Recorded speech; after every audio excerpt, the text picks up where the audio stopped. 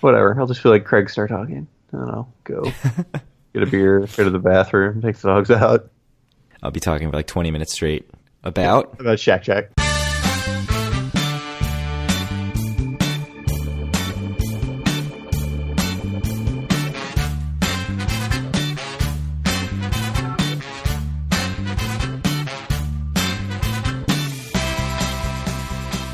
Howdy, everyone. This is Saturday, November 12th, 2016, and this is episode 28 of Due for a Win, the Atlantic City and Casino Biz podcast. I am Kyle Askin, and I'm joined by Craig Stone.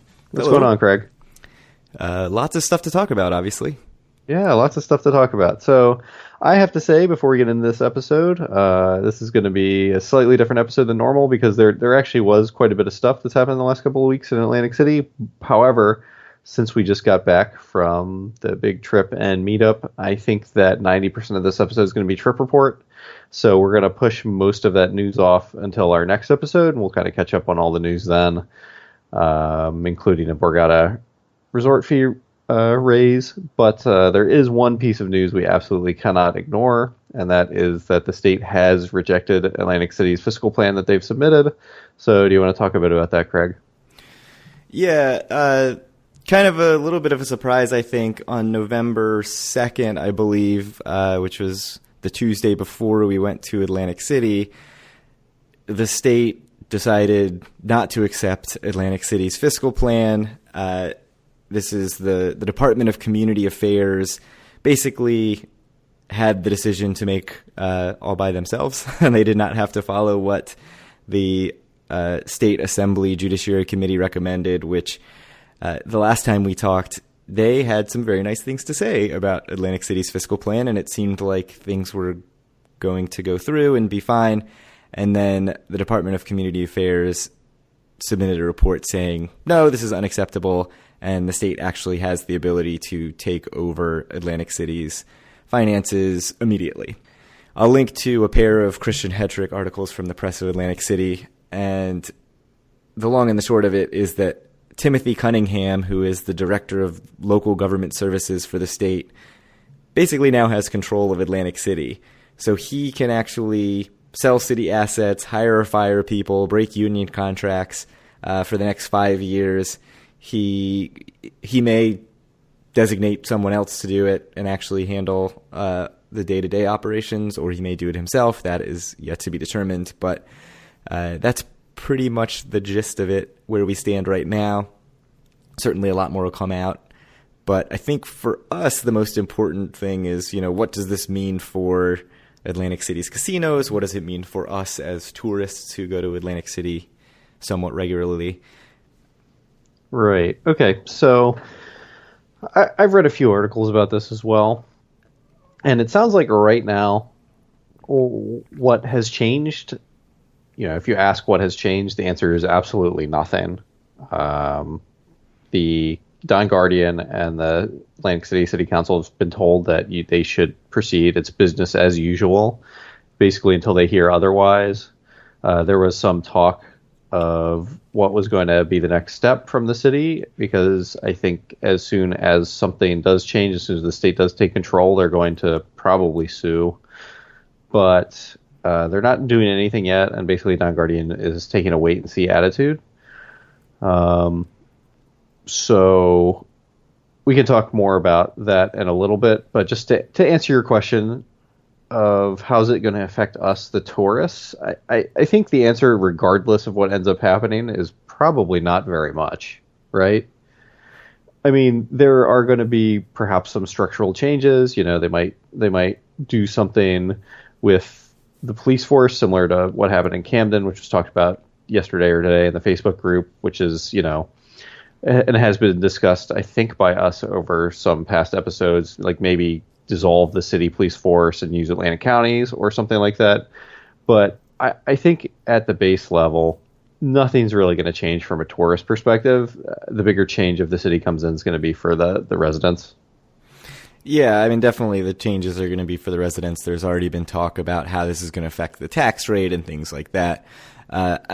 I guess from the casino's standpoint, I mean, certainly us, when we go to the casino, you're not going to feel a difference, I don't think.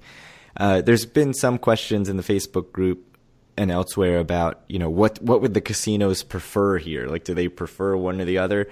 I don't know that they have enough information really to know which they'd prefer. I'm sure Borgata does not want Atlantic City to go bankrupt because the city, then they get no money. Right, the city owes them $130 or so million, and they would almost definitely get a fraction Much of less that. than that. Yeah. Yes. So I don't know, but I haven't heard much about sort of what the state could do in terms of changing taxes on the casinos. I think the pilot program, the payment in lieu of taxes program, is sort of already written in. I don't see that changing. That was passed as part of this bill, or as part of the takeover bill, I believe. Right. It was, in conjunction with that's not going to affect the casinos. I mean, other stuff may affect Atlantic City. Like, the big worry is that George Norcross is going to take over the water and jack up everyone's rates. I think regardless of what happens, people's taxes in Atlantic City are going to go up, which is, from my perspective as someone who doesn't live in the state of New Jersey, slightly ridiculous because I see what the property taxes are there and they seem very high to me. So, like, already, even before anything goes up, everything seems pretty high to me. So. Yeah, I mean, from a municipality standpoint, or from, obviously we can't relate to the residents so much, but right. I think for tourists it probably doesn't mean that much. For residents, I think there are a lot of things to be worried about. Like you said, the privatization of the water, the taxes. I mean, the state is presumably going to care significantly less about the residents of Atlantic City than the people that those residents have elected, who are like the direct constituents of of the people that they have voted for. So it's tough. It's probably a bad situation if for residents. I mean, I can't imagine that this works out as a positive for them. So I don't know. Well, I mean, I don't think we're too affected by that, but it's not the best thing in the world. I think the thing to do now is we really need to take a wait and see approach, though, because it sounds like many people, perhaps you included, maybe not, sound like they've basically baked in that the state is going to be making changes in Atlantic City. And I've actually read a couple articles that say they actually may not, depending on what happens. So just to get into a couple of the scenarios where the state might not do anything, that the city council and the mayor may keep control of the city. I guess one thing that could happen is obviously Donald Trump run the presidential election, and Chris Christie is someone that has been rumored to maybe have a cabinet position. And if that happens, he's going to have to resign as governor of New Jersey, and the lieutenant governor is going to take over. And there was an article I read where someone asked a question of Don Guardian of like how he thinks that could change if Chris Christie's not the governor anymore. And it seemed like he thought that it may be a bit better for the city if that's the case, because I guess he thinks that the lieutenant governor might be a bit more generous with them. And then I read a second article saying that the likely Democratic gubernatorial candidate, Phil Murphy, he has come out on Friday and said specifically one of the pillars of his campaign is that if he wins, he will not be running the city of Atlantic City. He's going to return all power back to the city council and the mayor, and he's going to get totally out of it. Yeah, and that election's in 2017, so it's right, not even next year. Yeah, it's not even that far off. I mean, it's November of 2016 right now, and if this thing gets tied up in courts, which I think everyone assumes it will. Yeah, I mean, I think I read somewhere that the second they break a union contract, that's when they're absolutely, no matter what, going to be getting sued and it's going to go to court. So, yeah, I mean, it's entirely possible that gets strung out until the next governor election in New Jersey. So it'll be interesting to see. I mean, and I think a lot can still happen. There's sort of nothing that's a done deal. Even the privatization of the water authority, which everybody sort of said is the first thing that the state's going to try to do, even that's not a done deal. So you're right. I think we play wait and see. I think if you're a tourist who's heading to Atlantic City, the best thing to do is just not to worry about it. I mean, there are certainly other things that have been talked about selling off assets, whether it's Baderfield, the water utility, which we keep talking about. I'm not sure if they would finally move to do something with the land that the CRDA, the Casino Reinvestment Development Authority, sits on and doesn't pay any taxes on, but that's a state organization, so I would guess probably not. Like, right. If they haven't done it yet, why would they do it now? But so, I mean, I think my summary of what's going on is like we really do need to take a wait and see. The fact that Chris Christie, who is like a major driver of this entire thing happening, might not be the governor in 2 months. You know, if he gets a cabinet position, that's a huge deal. And the fact that the Democratic gubernatorial candidate says like he absolutely will not be running Atlantic City is also a huge deal. So I think that we need to do a little bit more waiting before we start talking about what's actually going to be changing. Because as of right now, like I said, Don Guardian and the city council have been told that it's business as usual. They should just go about their business as if this didn't happen by the state board that is technically in control now. Yeah, so lots will happen either very soon or it'll drag out forever, as many things in Atlantic City do. Yep. So I think with that out of the way, we can skip all the other news and get straight to the trip report, because I suspect we'll be spending quite a bit of time talking about our trip and everything that happened there. So let's talk about what we did, and then we can sort of bounce around and get into a bit more depth, either as we're going through or afterwards we can talk about specific things. So I guess I'll get started since I got there first. So I got there, I left my house at about 9:00 on Thursday morning and headed up to Atlantic City and arrived and got to resorts. Actually, I didn't. I stopped at Caesars on the way in just because I had some slot play and I really had to use the facilities as well. So I stopped at Caesars, used some free slot play, played there for a couple hours, and then got my parking pass and headed up to resorts. So anyway, I checked into resorts. And I think I mentioned this on a past episode, probably last episode. I was going to try the $20 sandwich and see how that worked. And it worked very well. So it seemed like the woman behind the counter doesn't get many $20 sandwiches at resorts. So she seemed pretty surprised and very happy to try to help me out. So she gave me some choices of the rooms I had. She told me I was supposed to be in an Ocean Tower room above the 7th floor, which are the old and crappy rooms where Craig and another group of our friends stayed last trip.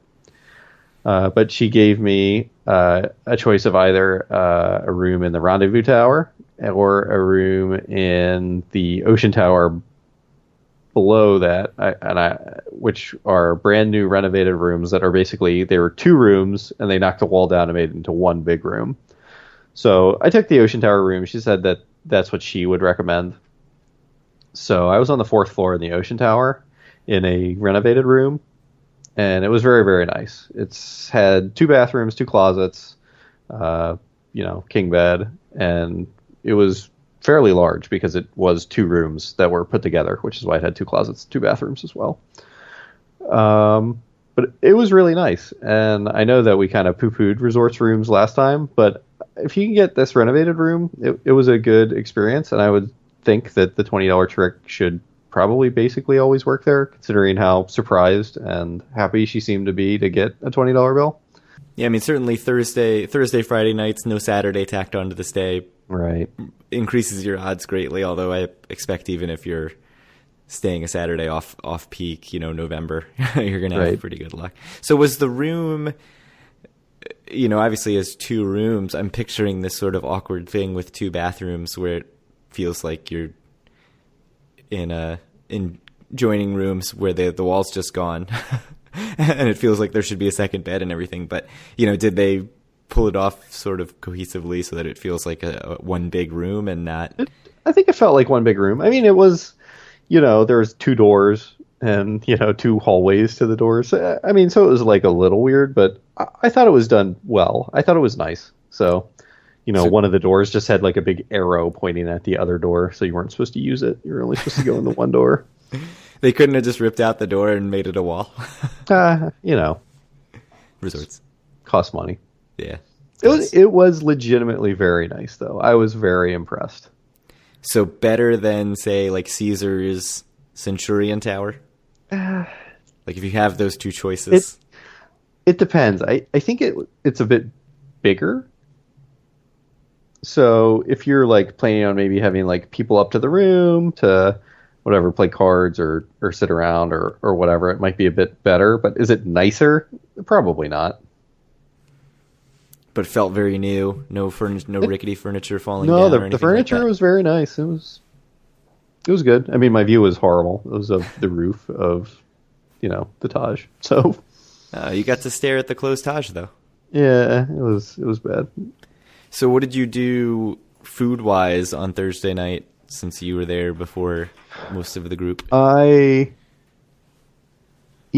So Thursday night, I walked to Tony Baloney's up next to Revel and got a couple slices of pizza there, because I had never been, and I know Ed was pushing us hard last time to go, and we didn't go, so I figured I could do that this time, especially since I was up in Resorts, and it's reasonably close by, so I made the walk up the boardwalk to where it ended, because the boardwalk is closed right now past Revel because they're rebuilding it or doing major construction on it, which honestly was a little annoying, but it was fine because it's fall and no one's up there anyway.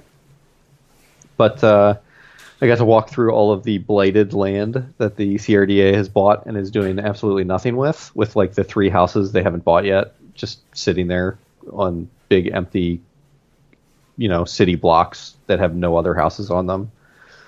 So it doesn't look great, but it was good. Tony Baloney's looked like they had no other customers the entire day other than me. So they actually told me they're like transitioning from the summer menu to the winter menu, so they had like a very limited menu as well, which was fine. I just wanted a couple slices of pizza, but it was very good.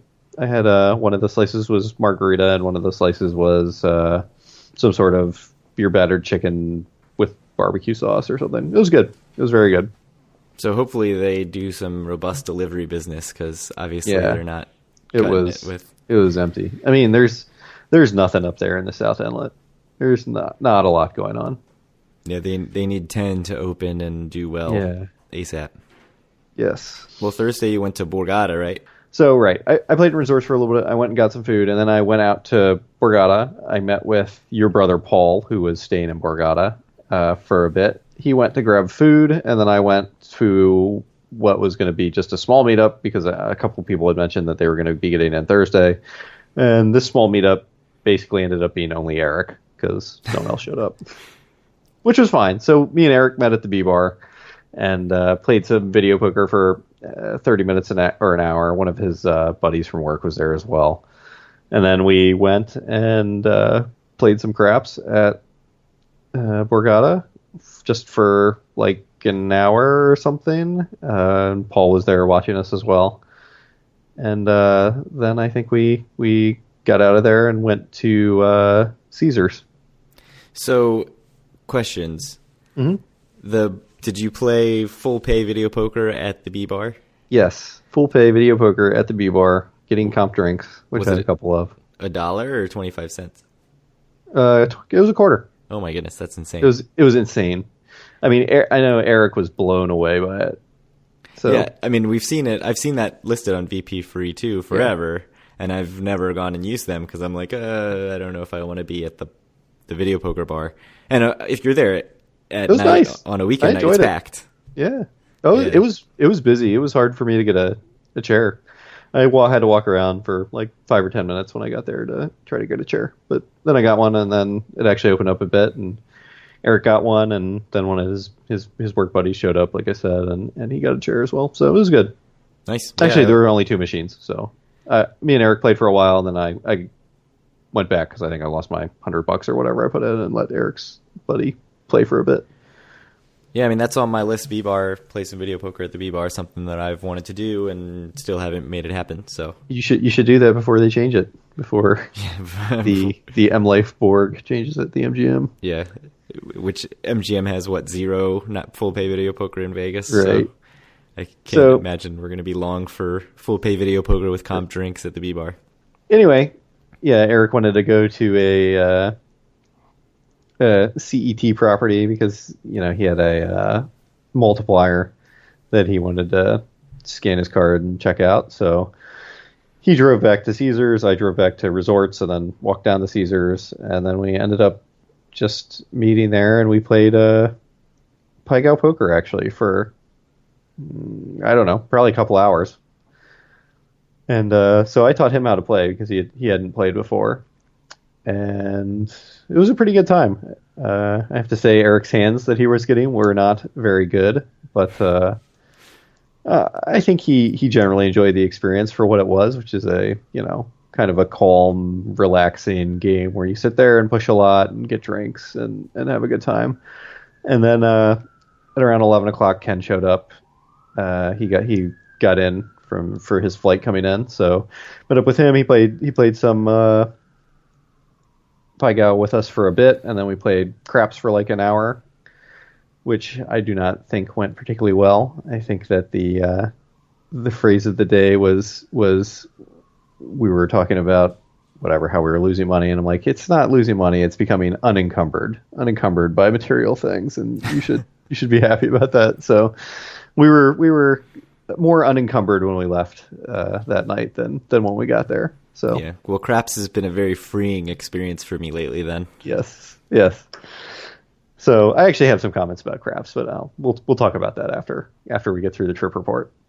So anyway, whatever. I walked home to Resorts after that. Got up Saturday morning and Friday morning reached out to Ken, Eric, and Paul, your brother, and saw if anyone wanted to go to Gilchrist, which is something I said that I was going to do. And so reached out to them. I think Ken and Eric said no, but Paul said he wanted to go. So I ended up walking up there from Resorts just because it's something I hadn't done. I wanted to see what that was like because I think it's a nicer part of Atlantic City is the inlet area. I know up on like Maine is where some of like the multi-million-dollar houses in Atlantic City are. So I ended up walking up there through Gardner's Basin, and I have to say it was a very nice walk, honestly. I mean, it was, down near Revel. Again, of course, it's just blighted and empty, but it's not, dangerous or anything. It's just there's nothing there. Like, it's just empty land.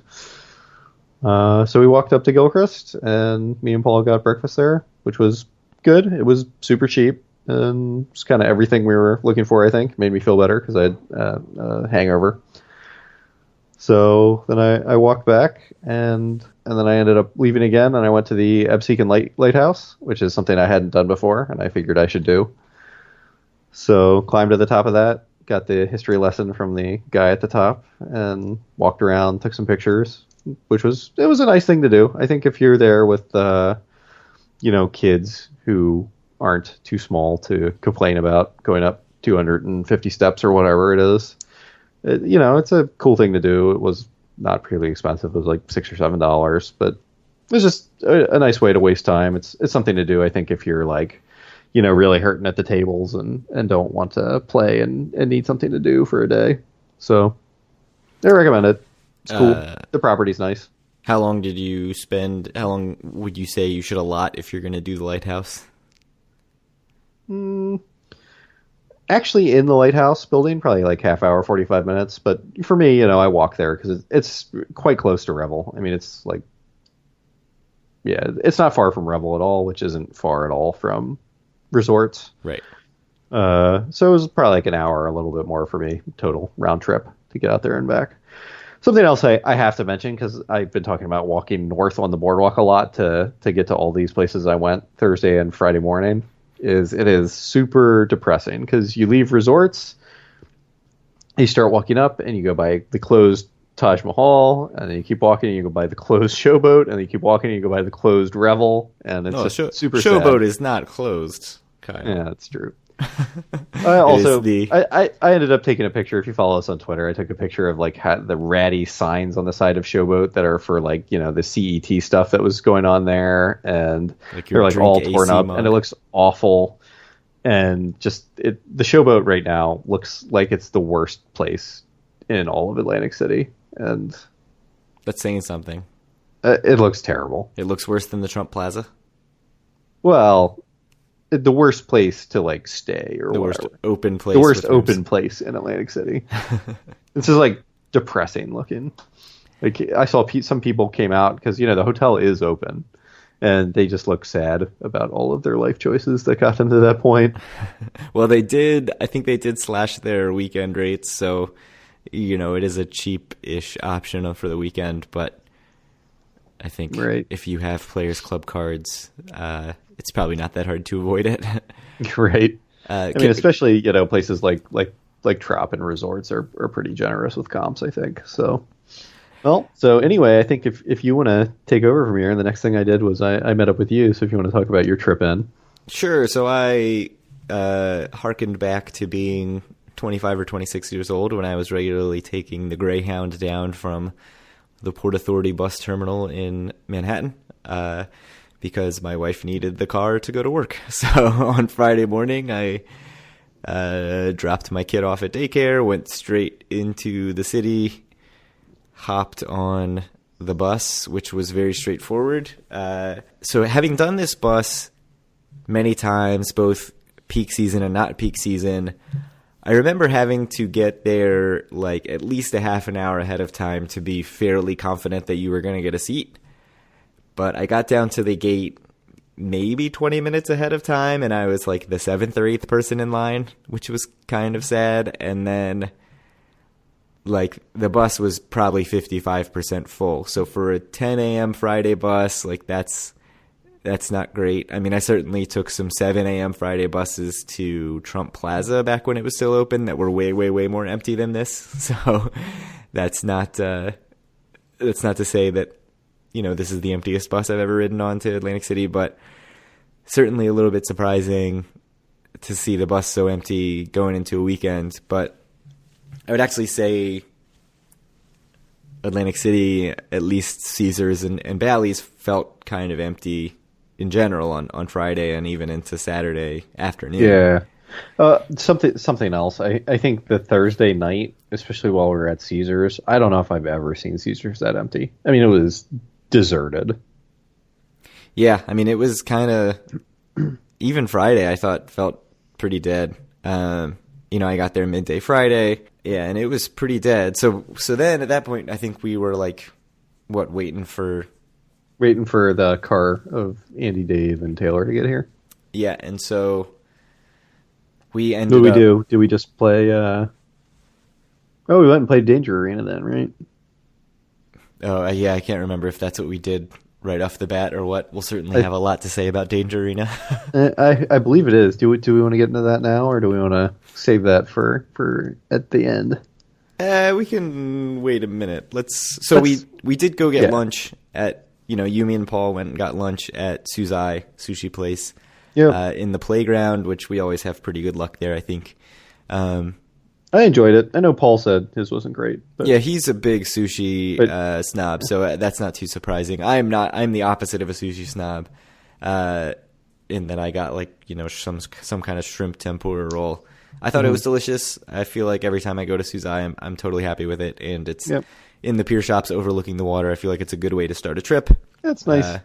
Yeah, I liked it a lot. I thought it was pier good. shops overlooking the Rainforest Cafe. Yeah, it's just it's perfect. exactly what I want. I got spicy tuna and spicy salmon rolls. Paul actually got sushi. So, but mine's always good. I love sushi, but I'm not a big snob. I'm honestly not a big snob about any food. So I always think it's great. So we ate lunch and then wandered over to resorts, right? And that was when I stupidly got my $20 slot play at resorts, played that, and literally did not put $1 into a machine, and then left resorts. So I didn't know you did that. That is good job. It's like you listened to absolutely nothing that Eric has ever told you. Right. So that may be the end of me and resorts comps. We'll see. Probably not the best idea. I didn't know that you did that. Yeah. That's pretty funny. I mean, I don't care too much about the resorts comps, but I mean, I can't imagine that I would ever stay there at a time when you were not also going. But, yeah, that was not smart. And certainly if I had it to do over again, I would have skipped the $20 credit. Didn't even play like Royal Derby or anything. I think I went and got a Dunkin' Donuts coffee, played my $20 slot play in a nickel stupid machine. Yeah, I didn't know where you guys went when we were at resorts, and that was before we went to dinner. Yeah, like you and Paul disappeared like the whole time we were there. I don't know what you were doing. We were just we went and got coffee and then went to talking. Yeah. So then we were like trying to figure out what to do for dinner because we were meeting up obviously for the meetup at 7:30 and we wanted to eat before that. So we were kind of on a little bit of a time crunch and decided to head back towards the Bally's Caesars Wild Wild West complex with some contention, I think, over where to eat. I will say that there was a majority decision for what we ended up with, as much blame as I took for where we ended up. But we did go to Gordon Ramsay Pub and Grill, which is obviously the Gordon Ramsay restaurant that is in the lobby at Caesars. If you've heard anything about it, the one in Vegas gets pretty, I wouldn't even say mixed. It gets fairly negative reviews, especially I think given the expectations of Gordon Ramsay. The one at Caesars gets like okay reviews, but not great. I think it's been getting somewhat better reviews lately, but I would say our group was less than impressed.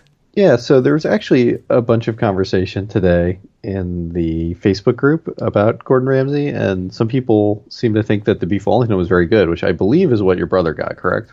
It is, and he thought it was pretty good. I don't think he was blown away, but he thought it was, a solid meal. No, him and Eric might need to get into some fisticuffs about it because apparently Eric is super high on the beef Wellington there. But anyway, I ended up getting salmon, which was like pretty mediocre, honestly. It was fine, but it was like $35, and I feel like it was no better than a salmon I could get for $20 at a not Gordon Ramsay restaurant.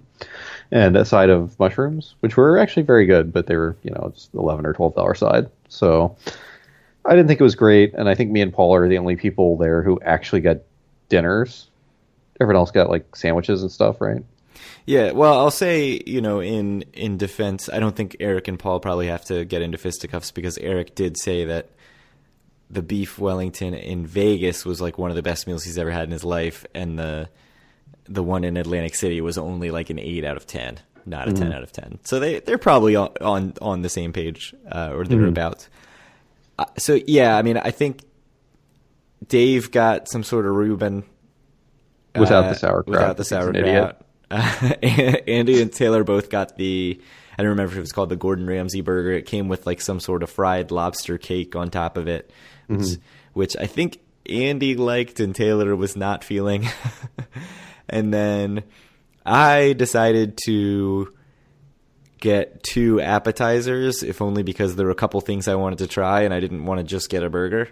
So I got sliders to, sort of get the burger option. And then I got these, like, I forget what they're called, honey molasses wings or something like that.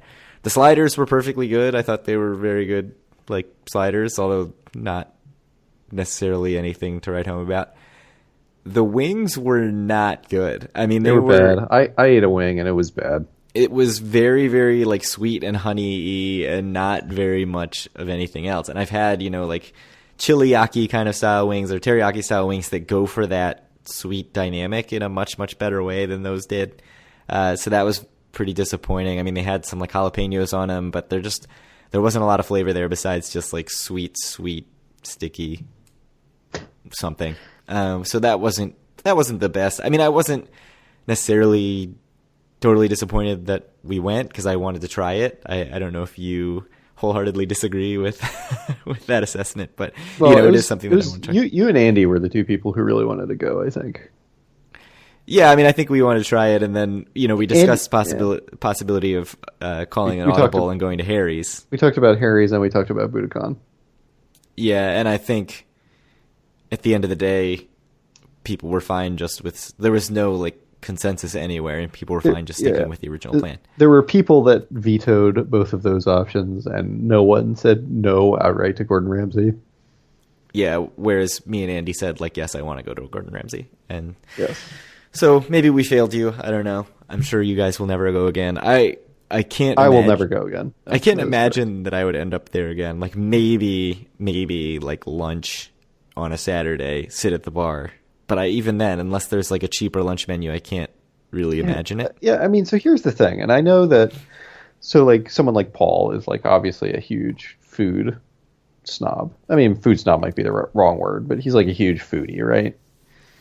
He likes a fine meal. That is sure. Just for me, it's like if I'm paying $50 for like a piece of salmon on a side, like it better be absolutely like the best thing I've eaten, because like I can get that meal for $20 or $25 at somewhere like Carrie's, and it's going to be perfectly good, which is all I would say that my meal at Gordon Ramsay was. So I'm paying twice as much, and I don't know. Just like any place that like if you get a dinner, it's like all a la carte. Like you better blow me away. Yeah, and there was a sandwich sort of menu that we talked about, and I don't think that everyone else sandwich got prices were exorbitant. Sandwiches. You know, no, the sandwich prices were reasonable, but I figured I was at a Gordon Ramsay, right? I may as well actually get a dinner. And, well, whatever. I'll pony up the $50 and it's fine. If you're not like expecting something like super special when you're going in to a place with the price point that this has, which is honestly not even that high, I think you might like it fine. My meal was fine, honestly. Like I said, the salmon was okay. My side of mushrooms was actually very good.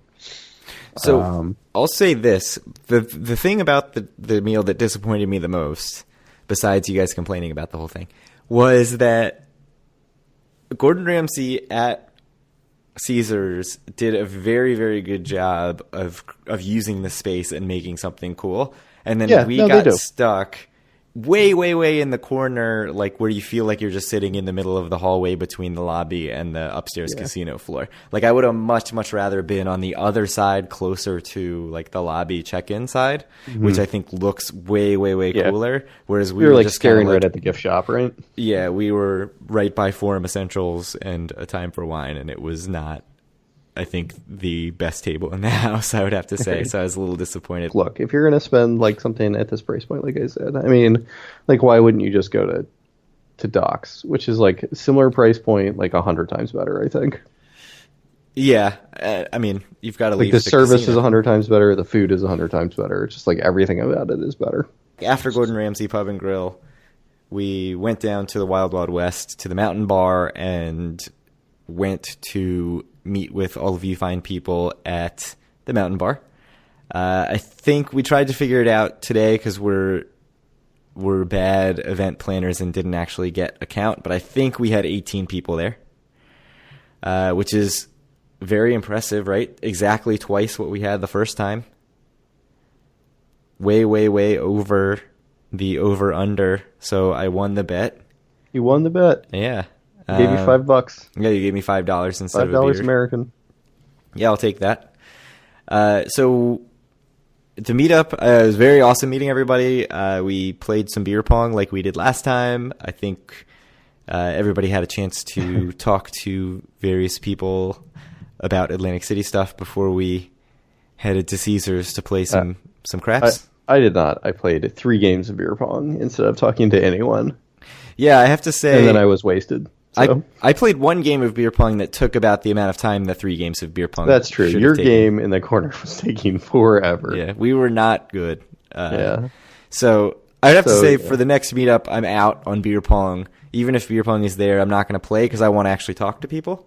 So like that, I felt bad because people were there that I said like 2 words to because I played this like marathon game of beer pong. So I got to say thanks to Eric for Eric, of course, hooking us up with all of the booze at the meetup. Yeah, he got his host or somebody to put some comp dollars down there at the Mountain Bar and kept the beer flowing and kept our little plastic cups stocked full of beer during beer pong. So that was pretty awesome. And then we headed to Caesars and played some craps. A lot of the group split off at that point, I think. Yeah, I didn't. I think I was maybe even still playing beer pong or something when you guys all went to Caesars. I don't know. I was not part of that group that went because my last 2 games of beer pong were with Denny and Keith and Jen, Keith's wife. So I ended up just staying with them in Wild Wild West and playing at the $5 craps table there for quite a while, which Oh, went yeah. So poorly. that's actually what happened. Is so I think a few people split off and started at the $5 craps table, and there was just no room there at all. And so that's when we went over to Caesars and found a $10 craps table, Right. which So also went poorly until so it didn't. so what happened with me was that I was at the $5 table for a while. It went poorly. And then I walked over to your guys' table at Caesars, and everyone was like, "Oh my God, Ed just got finished with an hour roll. We're all just rolling in cash." And I'm like, "God damn it!"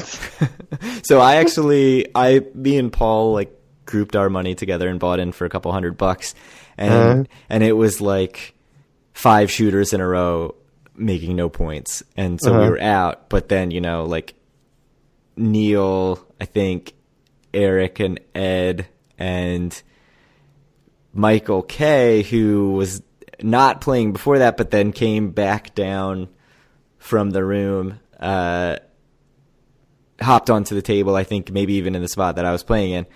I was tapped out, so I wasn't gonna put more money in. But then Ed rolled and just went insane. I think he made, I forget, something like 9 points, 4 unique or something like that. So lots of payout. Everybody did very, very well on his rolls, and so certainly props to Ed for a monster roll. I wish I could have taken advantage, but at least a couple of the people in the meetup made some quick bucks on some craps. I feel like I'm due for a win, Kyle, on craps. I've been losing and losing and losing on craps. I feel like I can't even remember what it's like to win. So let's just finish up the Saturday talk, and then let's talk a little bit about craps. So anyway, I came over. Everyone's like, "Oh, we did so amazing," and then I went to meet up with you guys, and then you guys all went to play video poker or whatever. I think everyone else was like cashing out after Ed's roll. I'm like, oh, whatever, guys. So I went back to Wild Wild West, and I played more craps with Keith and Denny and Jen, and I think Keith, Denny and Jen, and then Ken showed up as well and played a bit with us, which went incredibly poorly again. I'm sure that in the time I was gone and after I left, it probably was great all over again, but it's just how it goes. As long as somebody won, which we don't know anybody won. I'm sure that someone always wins, whether it's me or the house. Someone always wins. But so basically, craps. The way. So I've been thinking about it a little bit because I'm like, I had another like pretty bad craps trip. It was not as bad as the last trip we went down, which was, that craps trip was just like standard deviations away in terms of awfulness. I mean, that wasn't due to my betting or anything like that. It was just, like no one was getting points. I don't think anyone, the last trip we went on before this trip, I don't think anyone that was ever at a table I was at rolled 2 points in their roll. Yeah, we were just getting crushed.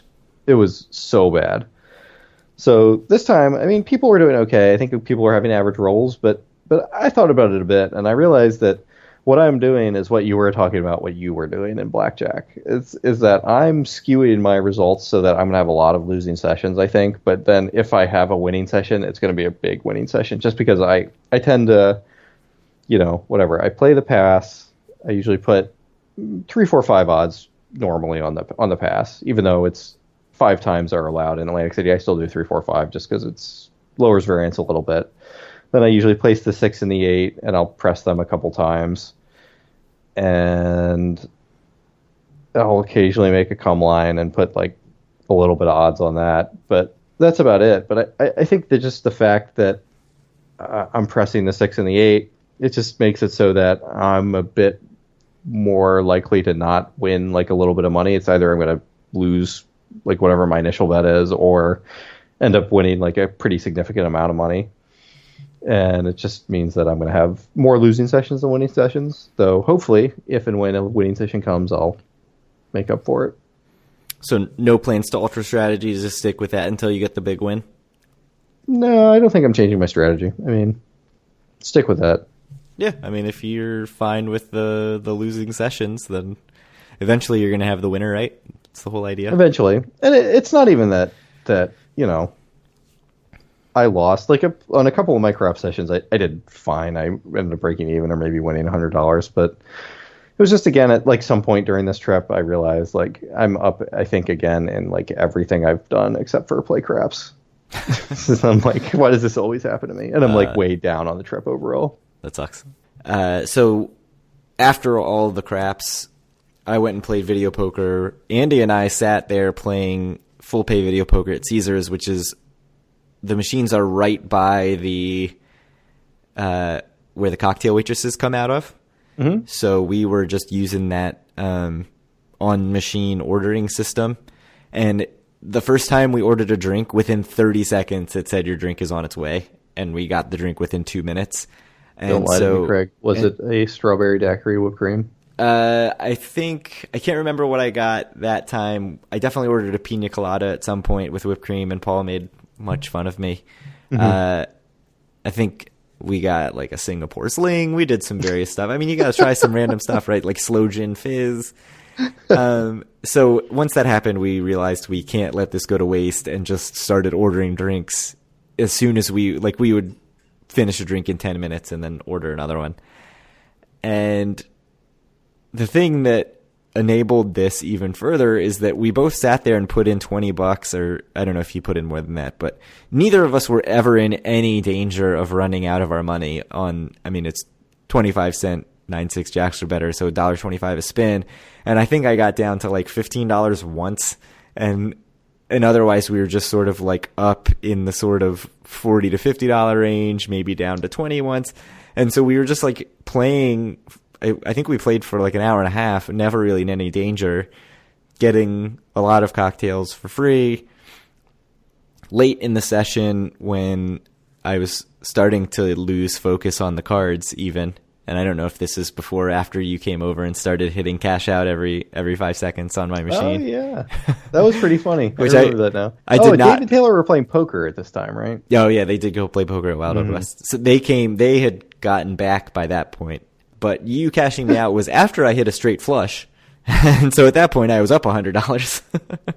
And so I was just continuing playing for drinks and tier credits, which tier credits incredibly slow. I think in the entire session, I got like 25 tier credits because it's $50 per tier credit. So that was kind of just, I think I got as many tier credits in like 20 minutes of playing Buffalo penny slots as I did in like an hour and a half of playing $1.25 a spin, $1.25 a hand video poker. But fun time, always good to hit a straight flush. I probably would have been more excited if I was not, 5 cocktails deep at that point. But hey, good time, good to get $100 back from the deficit that I was at that point in the trip. And so I went to bed, I think only $40 down.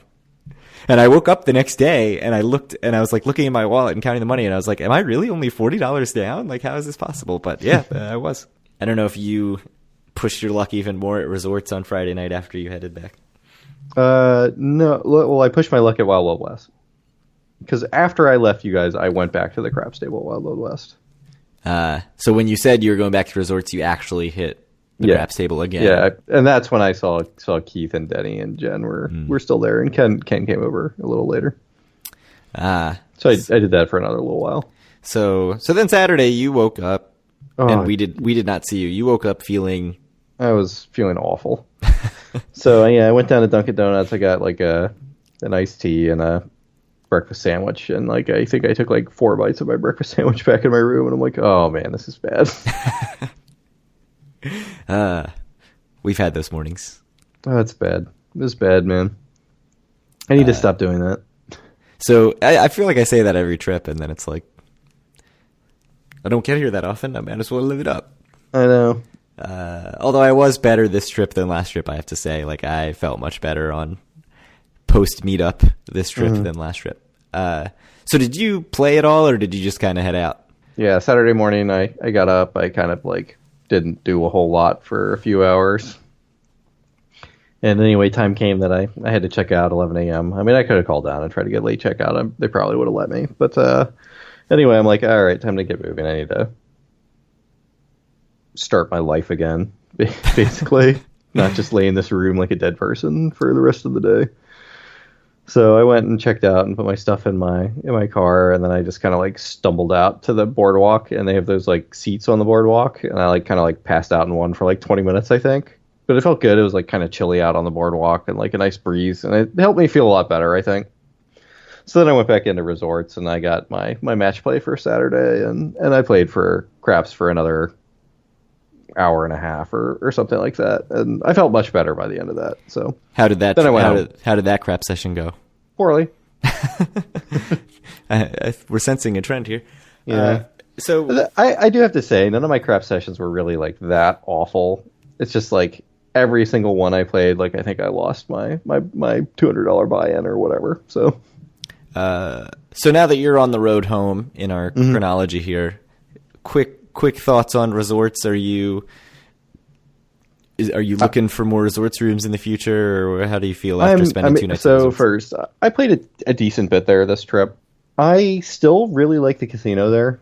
It's one of my favorite actual casinos to be in, which is a strange thing to say considering it's resorts and there's like places like Borgata and Caesars in Atlantic City, but there's just something about it resorts I enjoy. I mean, I think I really enjoy like whatever the low roller casino in Atlantic City is at the time is like a casino I'm sort of gravitate to for some reason, even though I'm not really like a super low roller anymore. It's just like, I always loved the Hilton or ACH or Atlantic Club or whatever it was called.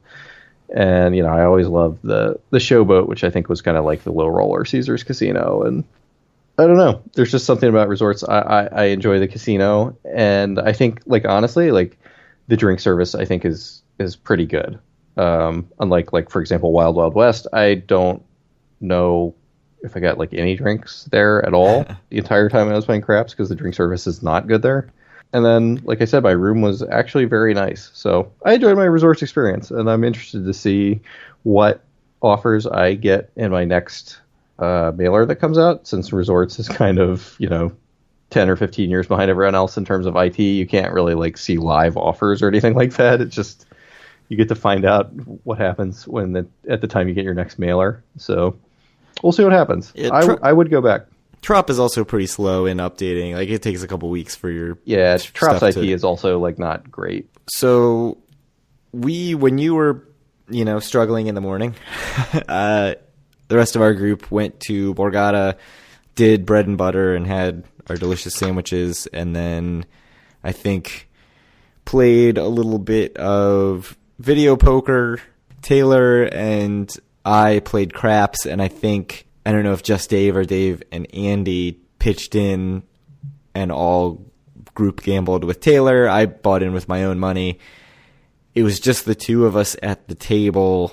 And for one thing that I'll mention very quickly, and I'm not the only person who pointed this out, is that Borgata's craps tables are the bounciest tables I've ever seen in my life. So even low rolls that seemingly are totally normal and would just bounce off the low edge, like the corner of the end, would bounce up and just fly over into the pit, which was really annoying. So it's like really hard to control the dice in a way that they don't bounce off the table, which you'd think they would correct. And even one of the dealers was like, yeah, we have the bounciest tables. It's really annoying. So that was kind of weird.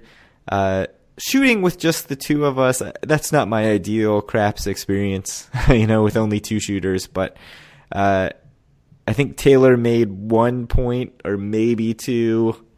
And then otherwise, I think we each rolled twice, and it was a lot of crapping out. So we each left down, I don't know, maybe $80 or something. So not horrible. We only played for like 15 minutes, so before they ran out. So it's hard to really, judge. And I didn't want to. I was staying, so everybody else left, and that was sort of, once that was done, that was the start of my alone time on the trip. And so I didn't continue playing. And I expected to stay longer at Borgata. Like, I expected to spend a lot of the day at Borgata, but then, I'd played some video poker, I'd played some craps. I didn't really feel ready for lunch or anything. I was thinking I'd maybe get lunch there, and then I was just kind of like, I'll head back to the boardwalk and see if any of the group that was at the meetup is at Caesars. And so again, like, I probably shouldn't have played with my card at Borgata, because I think I earned 0 comp dollars on this trip. And so I played like 15 minutes of craps. I played maybe half an hour of video poker, and then I left. And so, again, like, I'm hurting my average daily theoretical. It looks bad. I have seen instant punishment in my comps at Borgata. I was getting many, many weeknights comped. I am getting 0 weeknights comped now, so I'm back to like the $59 weeknights that I was getting before my last trip. So that is very disappointing. And so now we're on 2 casinos that I've screwed up my comps with in this one trip. Eric will be very disappointed.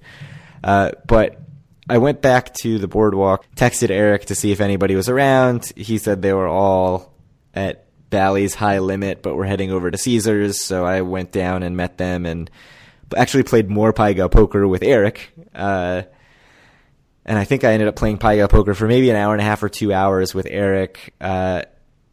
Ideal Pai Gow poker session. I was never up or down more than 3 bets in the entire time. I finished up $10. So I'll take that for a positive. Drink service very, very good in Caesar's Asian room, so that was cool. Yeah, it is. It's fantastic in the Caesar's Asian room. Neil came by and played for about 15 minutes. He hadn't played or didn't know how to play, so we were kind of showing him the ropes. And after maybe 3 hands, he was like, "This game's way too slow. I'm gonna go find a craps table." So he was gone. And so after those 2 hours, I think they all left. Eric and his buddy from work both left. And I decided at that point that I was going to head to Trop. So that was like, 3:30, 4 o'clock. I decided, I wanted to do a bunch of stuff at Trop. I wanted to play Shack Jack. So I walked over to Trop and had a great time at Trop, I have to say. So actually, the first thing I did was played Royal Derby. And I played Royal Derby for like a little over an hour. And sat there, and I think I won 39 cents. I played for 40 minutes, and I won 39 cents. I tweeted that because it was stupid. And in that time, I earned like 80 some odd tier credits because Royal Derby at the Tropicana, at the risk of making them go change this, I don't think anybody at Tropicana is listening to this. It is $1 per tier credit. So I actually noticed this when I was there in July with my wife, is that we played for literally like 3 minutes and I earned 7 tier credits. And I was like, that seems weird. I mean, we played like 3 races and I probably put through $7. And so I was even saying to Eric, like, I'm going to go check it and see if it really is $1 a tier credit.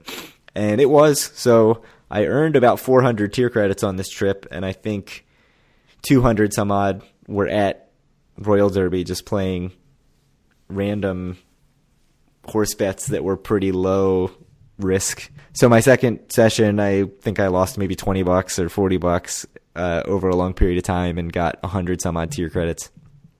So I enjoyed it. I mean, it was fun. The drink service wasn't terrible at Royal Derby, which I was kind of expecting to not be able to get a drink playing $1 per race when a race takes like over a minute. It's a pretty slow burn, but enjoyed that. One thing I have to say about Tropicana is I just really, really enjoyed the atmosphere, and I know that you could not disagree with me more on this. I think the atmosphere is terrible at Trop. So every time I go, they've updated stuff. They're in the process of actually updating a big section over by where the reward center is. So like just off that like Palm Court area, they're ripping out a bunch of stuff and redoing it. They've got a bunch of new machines that are from Taj Mahal, so they finally like phased out some of the older machines. The video poker machines are still old as dirt, which I'll admit is annoying. And the drink service in the video poker area is non-existent. Like I did not see a server, like not even see a server at any point. I think I played video poker for maybe half an hour, 45 minutes. I didn't see a server at any point. And I think this is like one of our big differences is I'm like way, way, way more of a table game player and you're like much more of a slot and video poker player. But like at tables, like I think their drink service is also like completely terrible. Yes, the drink service and like all their felt is like uniformly like, years old with like, hundreds of like cigarette burn holes in it and stuff. I don't know. I just think it's like not nice. So from afar, I love the way the casino floor looks. Like I mean, it used to be really sort of like drab white walls, and like they tried to throw a palm tree in there to make it look nice.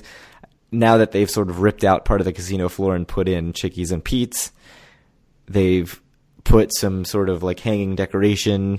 They've dimmed the lights. They've done a lot to make it look much, much nicer at Tropicana. I like the casino floor. If you're there on a weekend night, it is almost impossible to find a game with reasonable minimums because the like few tables that they have open are totally packed. There just aren't enough tables for the amount of people in the place. There are a ton of machines. There are just a ton of machines, video poker and everything else. The video poker selection sucks too. Like it's all, 8-5 jacks or better is the best that they have. There's no full pay. I mean, I don't really care that much. In the high limit room, there is full pay because I played that for like an hour a couple times ago when we were there. And that's why I ended up getting gold and all the stuff. Yeah, and they did redo the high limit room, and it's much nicer than where you were playing.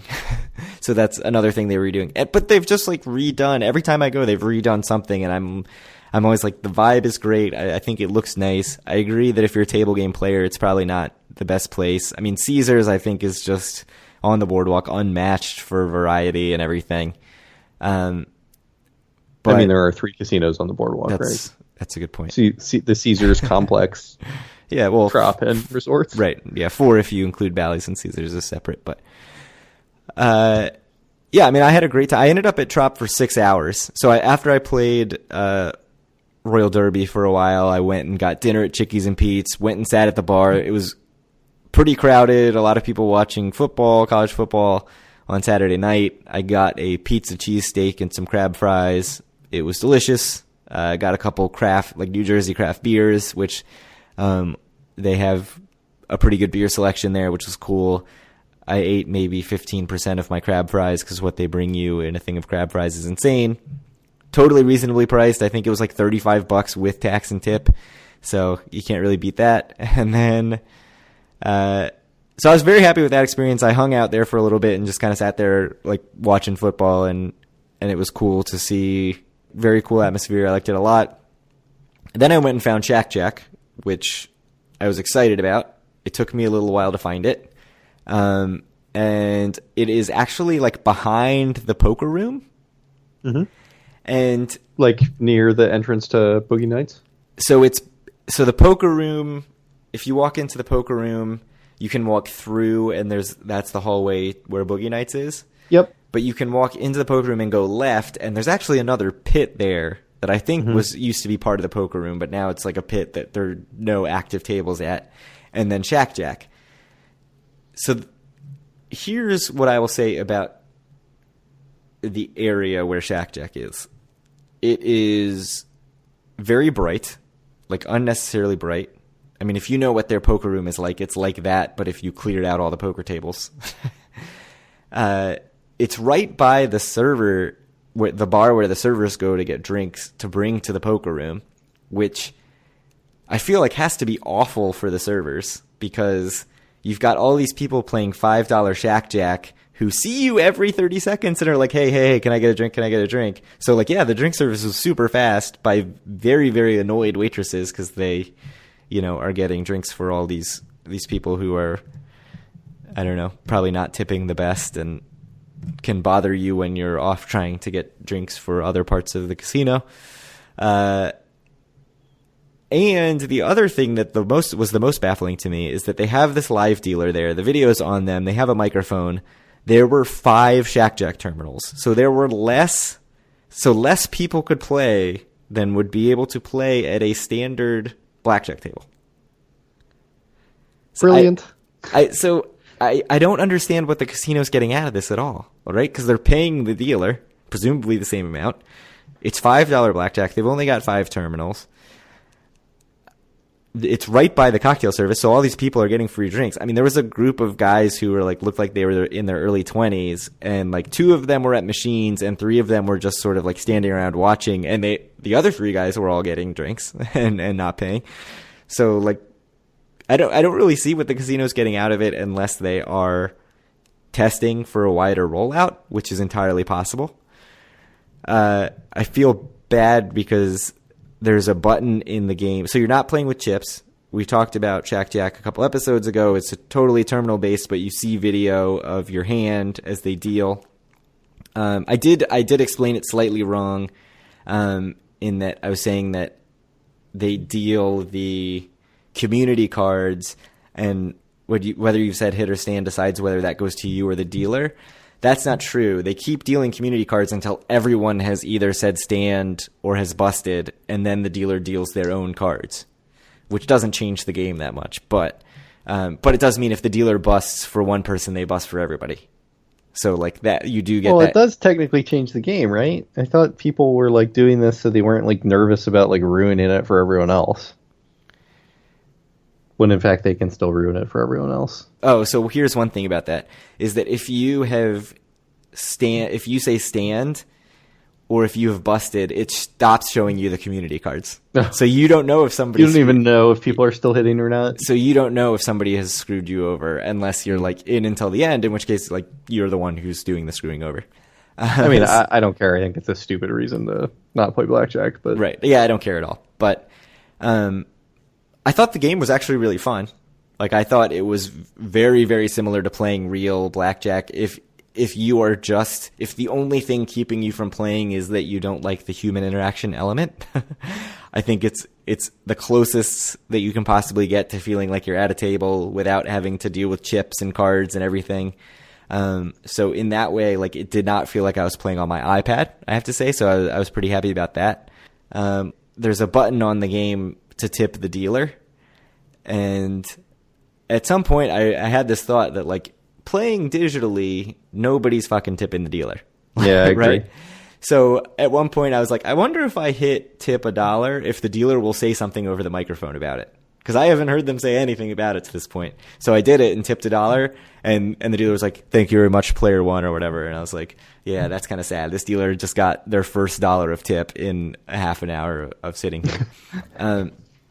The other thing I'll say, so hopefully this is a smaller rollout. It would be much cooler in like a bigger room, like darker. Like when you look at the Sands, Pennsylvania stadium gaming area, it looks very cool. I mean, it's not necessarily the thing that I want to do, but it looks like an exciting place to play.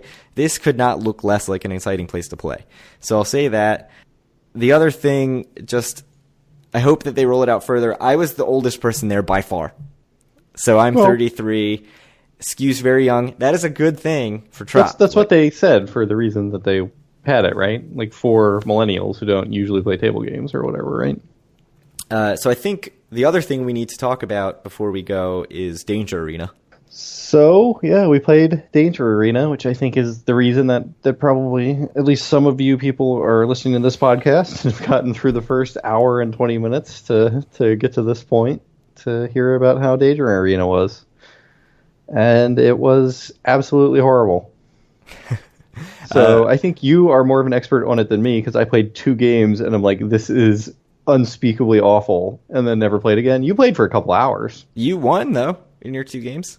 Well, yeah. So the first game, I got a power-up, which is kind of like a random thing that happens, and you just get money, basically. So... Right. The first game, I got a power-up and I got money. And then my second game, I broke even because I killed 6 robots or however many you need. And then I'm like, this game is just horrendous. And, well, you should talk about your experience because you have a lot more than me. But yeah, I do have overarching thoughts on how it is. So I played 25 games on Friday. On Friday when I got there. And certainly left with a horrible impression. I mean, I felt like... I don't think I ever even won my money back. I think 3 or 4 times I won half my money back. And what I'll say about the game is I walked up and I saw there were three of the little terminals. One of the terminals was running the demo, and the demo was all choppy. And I was like, this is a bad sign. So I sat down at a different one that was not running all choppy, and what I noticed was it was very difficult. I mean, I'm not good at video games in the first place, but the controls were very difficult to kind of navigate.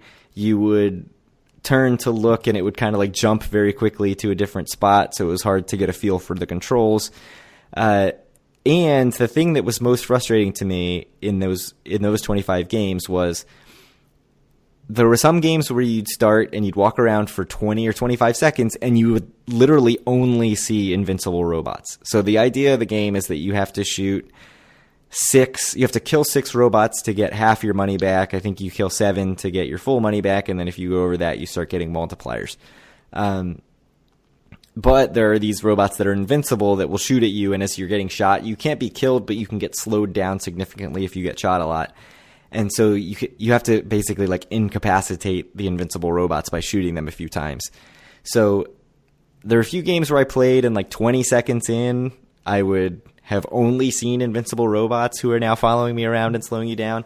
The thing that happened to me over and over and over again, though, is that you'd kill 2 or 3 quickly, and then you'd see nothing but invincible robots. And then late in the game, there would be 4 or 5 robots on screen, some of them invincible, some of them not. But the processor for the game can't handle that many moving objects with AI on the screen, and it would get really like laggy and choppy. It would no longer be, I don't know if it was ever 60 frames per second, but it wouldn't be anything close to that.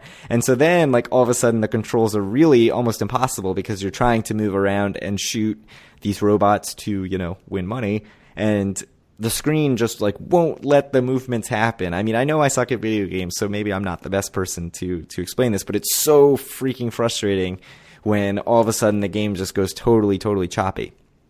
So that was my experience on Friday. And I talked to some people on Twitter and sort of shared these thoughts of like, I'm just not even sure that it's worth it to learn to get really good at the game, because I don't think the high-end payouts are that high. Like, I think at the end of the day, you are basically hoping for a power-up, and whatever you get in terms of killing the robots is going to be like mostly losses over the long term, and like maybe every few games you can get like 3 times your money back or 5 times your money back, but most of the time you're going to be getting like none or half.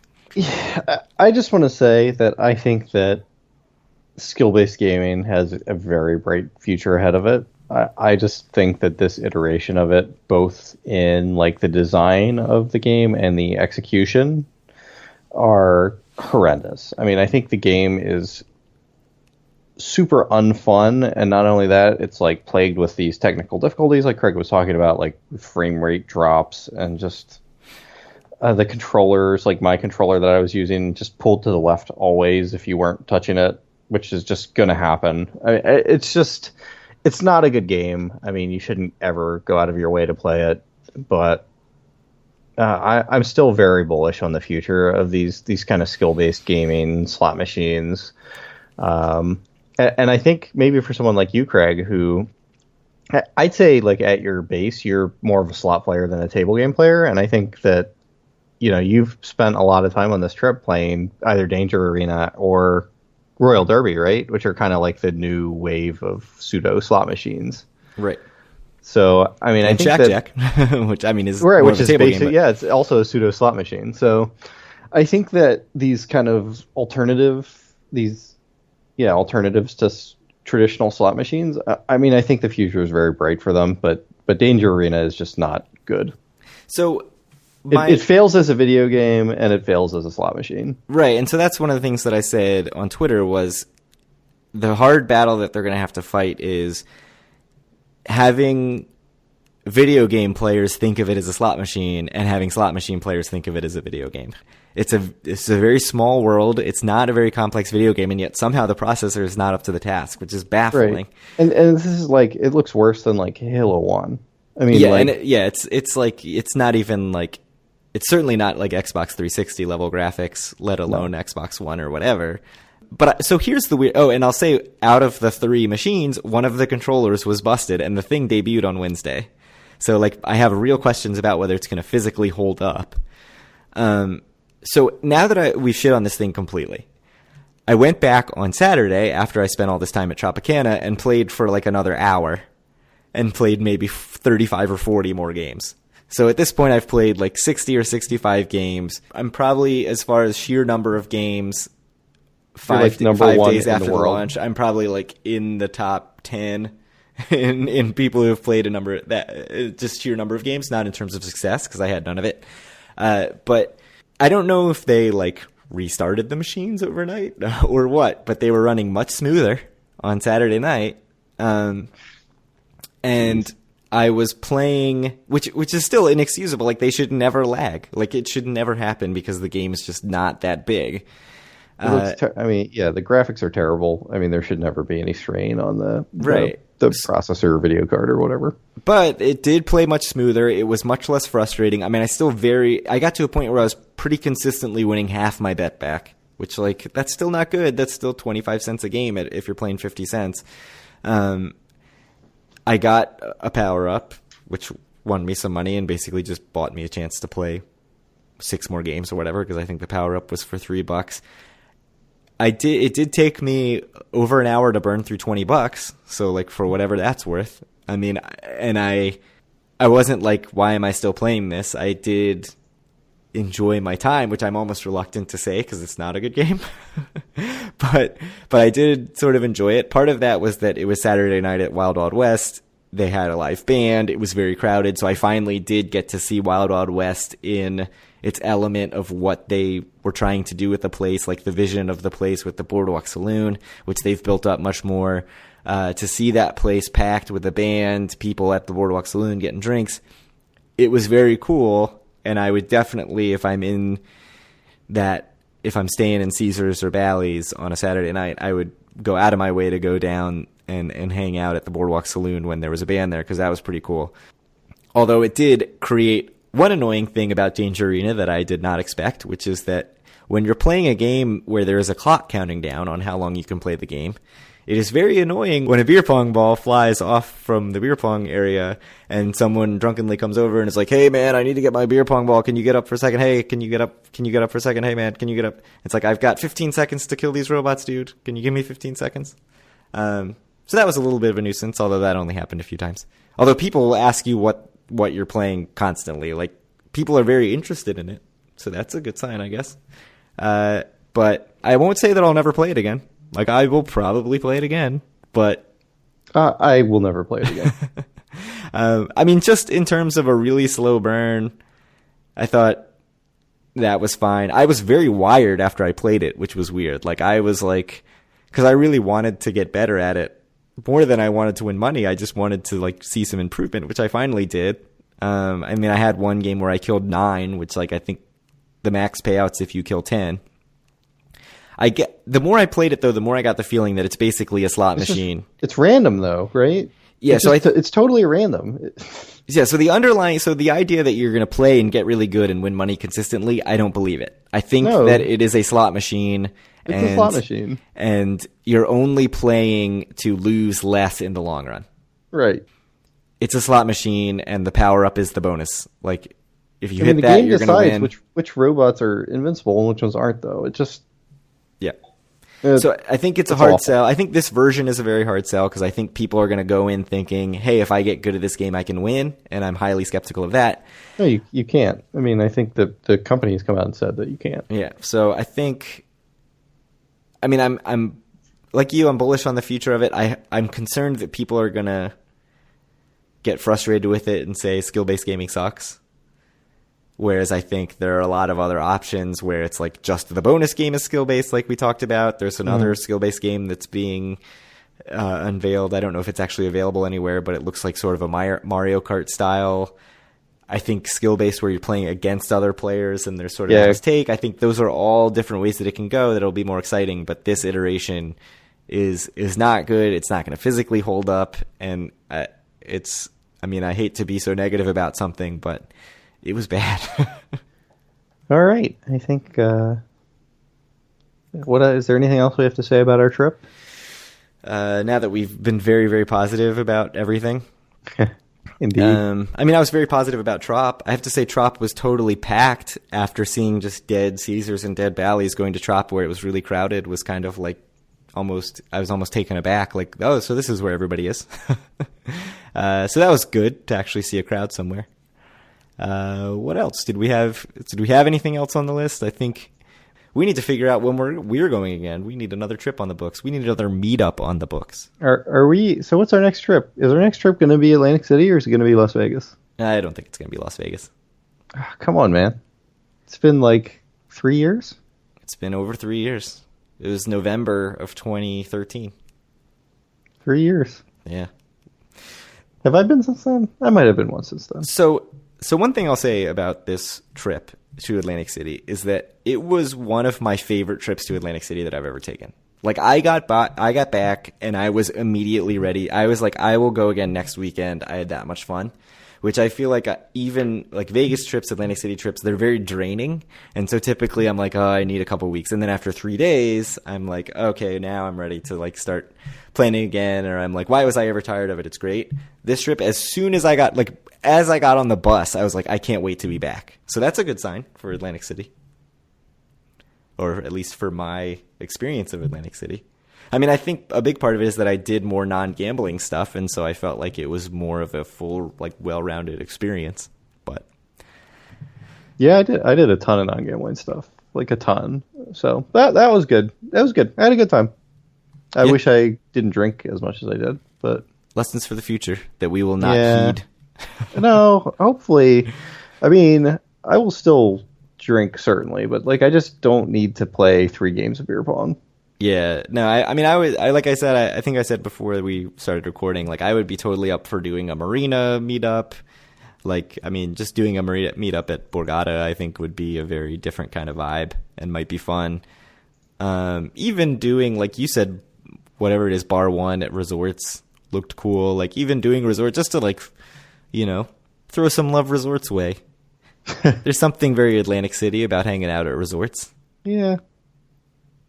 It does feel very Atlantic City, doesn't it? Yeah. I mean, I'd say Maybe Tropicana. That's what I like about it. I don't know. There's something about it that I like. I'd say Trop for a meetup, but we'd never be able to get on a table. Yeah. Jeez. Let's go play $50 craps. No, usually normally, like when I've been there a lot, they've only had 1 craps table open. It's like a madhouse. Occasionally they'll open like 2, but I don't know. I don't know. I loved it. I had a good time.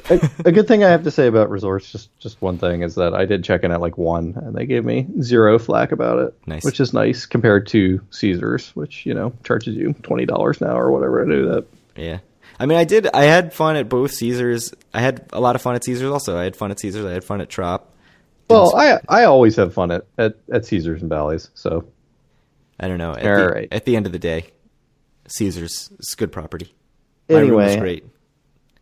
You have to go do work. Yeah, and it's been an hour and 45 minutes. Yeah, so. we've done a lot of rambling. But we've said important stuff. We've totally trashed Danger Arena. It's so bad. We've talked up Shack Jack, which is the most important thing I can do. But yeah, I think we have. I feel like I could have talked for another hour if that wasn't clear in my speed talking and rambling that I did. But we'll have another episode possibly next week. So yeah, we're gonna try to have one next week since the week after that's Thanksgiving, and it's not a good time to try to make an episode. So yeah, and we've already got news that we need to talk about. So yeah, we do have a bunch of other news that we need to get to. But it can wait until next week. So, I don't know. Should we close this thing down? Yeah, wrap it up, Kyle. Well, I do have to say, first and foremost, thank you to everyone who came out to the meetup. It really was a great time, even if I did drink too much and felt horrendous the next day. Yeah, and anybody who we didn't get a chance to talk to that much, I feel very bad about that. We will rectify that in future meetups for sure. Especially me. I only was playing beer pong the whole time, so... That's my bad. I should have not done that for a variety of reasons. So anyway, if you enjoyed our podcast and want to kind of connect with our community, you can join the Facebook group at facebook.com/group/do-for-a-win. I think we're at like 210 now or something. And I just added a couple people during this episode. We've been growing quite quickly. It seems like we've been adding a lot of... To me, it seems like we've been adding a lot of locals recently, so that's cool. That's kind of like a demographic we haven't gotten a lot of yet. Anyway, you can find all of our other non-existent content at doforawin.com. You can find our podcast by searching for Do for a Win or Atlantic City on iTunes, Stitcher, or Google Play. You can reach out to Craig and send him any questions you want at our Twitter account, which is @doforawin, or our email account, which is doforawin@gmail.com. And you have anything else you want to say before we sign off, Craig? No, it's been way too long already, but we'll see you in probably a week. Yeah, we'll talk to you guys next week. See you then.